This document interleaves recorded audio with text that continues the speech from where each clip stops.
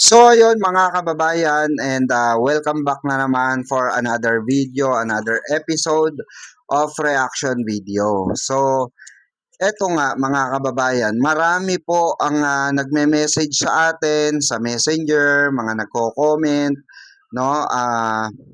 Kamusta na daw si Kuya Oliver at ano daw ba ang kanyang kalagayan at pinapatanong nga daw kay Ballpoint. So, eto po mga kababayan, humingi po tayo ng konting informasyon kay Ballpoint Man hinggil nga po sa kalagayan ni Daddy Frankie. So, nung isang araw nga bumisita ron si Ballpoint Man dahil nagawi nga po siya ron.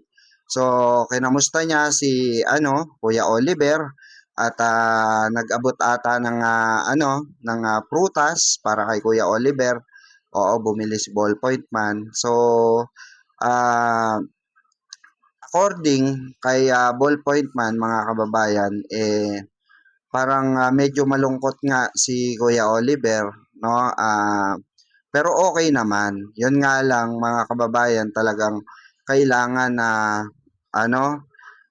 tawag dito, matutukan talaga ng husto kasi sa ganyang kalagayan alam naman natin po nalulungkot 'yan. Nasanay siya na biglang meron siya mga kasama, may mga kumakausap, umaasikaso sa kanya, 'di ba? Kaya 'yun, merong mga pagkakataon siguro, no, hindi natin alam na siguro nami-miss niya ang Team Daddy Frankie.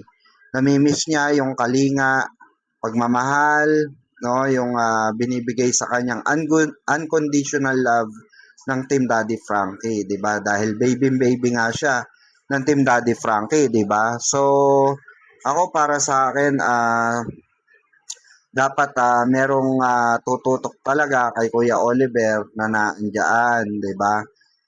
Siguro naaalala ni Kuya Oliver, no? Imposible kasing hindi maalala ni Kuya Oliver yung mga pinagdaanan niya, lalo na okay na siya, 'di ba?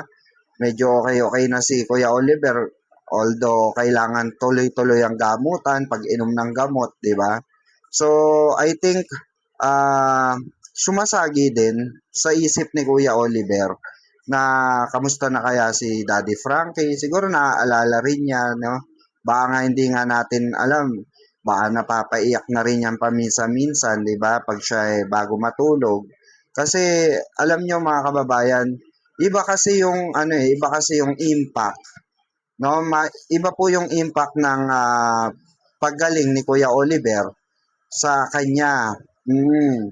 Kumbaga nung gumaling siya, ang kilala na niyang mga tao na nasa paligid niya, ang Team Daddy Frankie po, 'di ba? Kaya siguro hindi mawawala sa isipan niya itong mga pagkakataon, lalo-lalo na siya'y nag-iisa, 'di ba?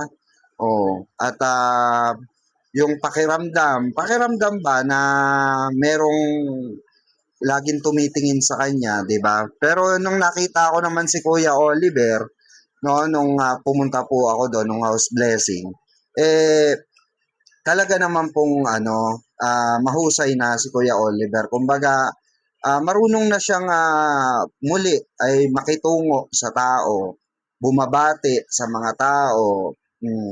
Yung napadaan nga ako sa harapan niya, nakasalubong ko siya. Ano, kamusta ka na, Oliver?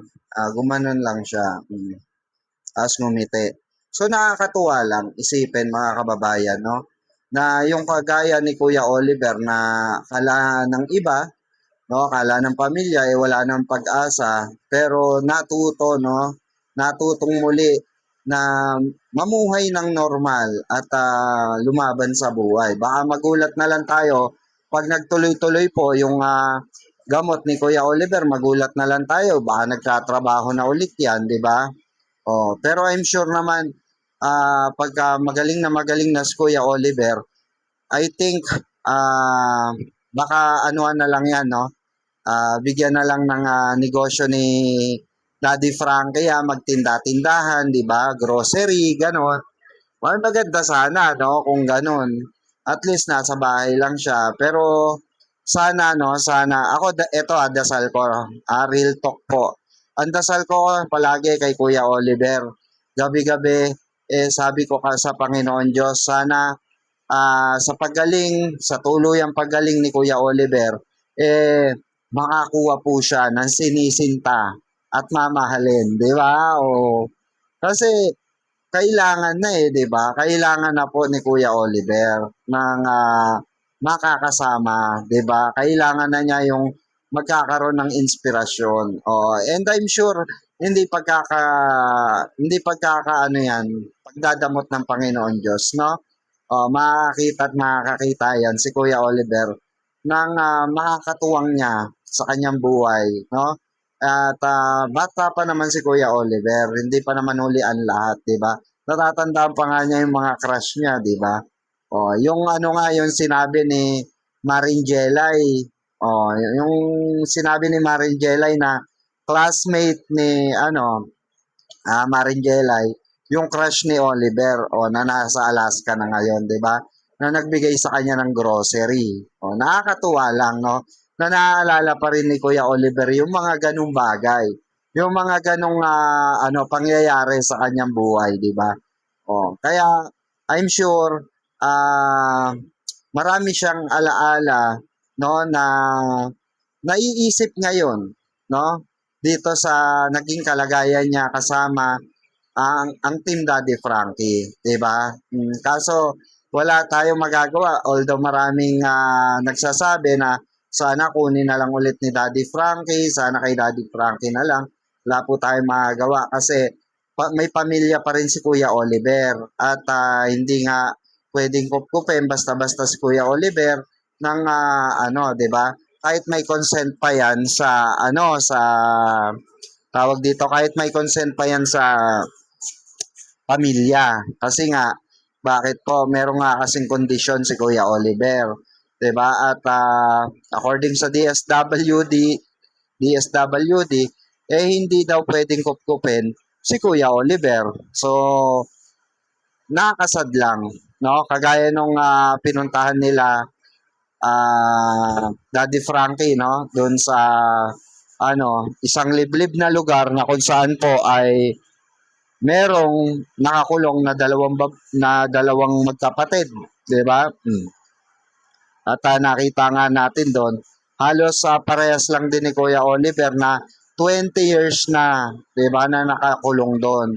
Pero 'di ba, I think yung mga ganitong klase ng kaso, mga kababayan, mga kabarangay, mga ka-Team Daddy Frankie, yung mga ganitong klase ng kaso, I think matututukan din ito ng DSWD kung inilapit ng maaga, no? Kung inilapit ng maaga. Pero nakadepende na rin siguro 'yan kung anong klase ng DSWD. Kung DSWD sa lugar mo kurap, wala kang magagawa. Kung ang DSWD sa lugar nyo parang mga patay sindi, 'di ba? Sisindi lang pagka may benepisyo, pag wala, 'di ba? Patay, ganon, 'di ba? So, 'yun lang ang mahirap sa lokal na DSWD sa inyong lugar, 'di ba? Sa ating mga lugar na pagka meron lang silang benepisyo, saka lang sila tutulong. Kagaya nito, nung kay Kuya Oliver, 'di ba, nagka-issue pa regarding sa pera, 'di ba? Pero this time around sana 'wag na magka-issue yun sa dalawang magkapatid. Baka mamaya may umentrada na naman ng mga DSWD kung ay kanilang trabaho yon. Yun na nga mahirap dun Yung iba kasi trabaho, alam na nilang trabaho nila yon, ayaw pagampanan. 'Di ba? Instead na silang mag-aano ron, 'di ba? Magagapan na ng mga pangangailangan or kailangan na bigyan ng pangunang lunas, 'di ba? Hindi po magawa-gawa ng DSWD sa mga lokal, 'di ba? At especially sa mga liblib na lugar. Kagaya na nga nitong pinuntahan ng Team Daddy Frankie, nakakalungkot lang na parang walang nagke-care sa kanilang local government official, no? Na hindi man lang tinatanong kung anong pangangailangan. Like for example, dapat nga, yan po ay ano yan sakop dapat po yan ng mga kapitan. No? Pag nilapit sa iyo ng ng kapitbahay mo or nasasakupan mo, obligasyon mong tulungan yan. Hindi pa pwedeng tatanggihan nyo po yan, no? Sa mga kapitan dyan, sana bago kayo magpalaki ng ano nyo, di ba? Ng tiyan nyo, no? Ng itlog nyo, sana gampanan nyo rin yung tungkulin nyo bilang isang public servant sa inyong nasasakupan, di ba? Pagaya nung nangyari kay Kuya Oliver, di ba? Oh, lumabas lang yung mga bida-bida nung nando na kay kay Daddy Frankie, 'di ba? O no, nag-report na sila sa DSWD nung nando na kay Team Daddy Frankie. Pero nung hindi pa nakukuha ng Team Daddy Frankie at doon pa lang sa bahay nila Anseng wala tayo nakitang lokal na gobyerno, 'di ba? Pero nung sumikat si Kuya Oliver at nakita nila kita sila ng open spot, ika nga, opening, para mapagkakitaan to si Kuya Oliver. Diba? O nilapit kunwari sa DSWD pero kinuha naman yung pera, diba? So sana hindi mangyari ito kung mga ganitong klase ng issue dito sa dalawang magkapatid, di po ba? Para po maayos naman, di ba? Maayos naman yung mga ganitong klase ng issue. At sana ay matutukan ng gobyerno, especially ng local government official, yung mga ganitong klase ng problema sa kanilang mga barangay. Di po ba? Mas maganda yon, mas maganda yon. At yun ang kanilang budgetan, di ba? Para naman po, kasi wala pa programang ganito wala pa po talagang programa. Sana merong magpasa sa komite ng ganitong klase ng problema na kailangan matugunan. Sa dami na rin po kasing ganitong kaso na kinukulong yung anak instead na 'di ba dalin sa pagamutan, hindi madala dahil nga kapos sa pera, no? Sana sa mga susunod na panahon makita ito, no? At magawa ng sarili nilang batas. Meron silang sariling batas. 'Di ba? Kung ang indigenous people meron, sana yung mga ganitong kaso ni Kuya Oliver ay matugunan din, especially ng ating local government officials, 'di ba? Ng mga kapitan, mga diyan, kongresista at yung mga gobernador, mayor, 'di ba? So sana maisip nila ito, no? Yung mga ganitong klase ng pagtulong, proyekto para sa mga kagaya ni Kuya Oliver at ng iba pa na nasasagip po ng Team Daddy Frankie, no? So, ayun, sa tingin nyo, comment down below mga kababayan, mga kabarangay, mga ka-Team Daddy Frankie, comment down below kung sa tingin nyo namimiss na nga talaga ni Kuya Oliver itong Team Daddy Frankie. Lalo-lalo na si Daddy Frankie, di ba? Comment down below po kung sa tingin nyo. Ako, sa tingin ko, talagang namimiss na rin niya, no? Para nakasanayan na rin kasi ni Kuya Oliver na dinadalaw-dalaw siya ng Team Daddy Frankie, no? So, ayun lamang po. Dito na po natin tatapusin ang ating bagong reaction at panibagong vlog dito po regarding kay Kuya Oliver at pangangamusta sa status ni Kuya Oliver, no? At sa mga bagay-bagay pa na kailangan nating tutukan sa mga susunod na araw. So once again, ito po muli ang inyong lingkod, Pikwa Official po at your service mga kababayan, kabarangay, ka-Team Daddy Frankie. Thank you so much po sa pagsama at sa pagsuporta sa mga bagong subscriber po natin, bagong member ng ating YouTube channel.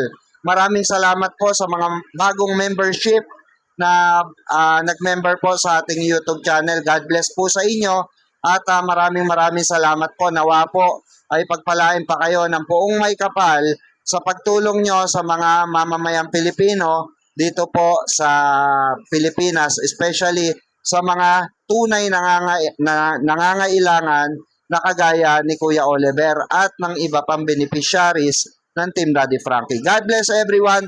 Mabuhay po kayong lahat. Mabuhay po ang Team Daddy Frankie. Mabuhay si Daddy Frankie. Thank you so much and God bless everyone.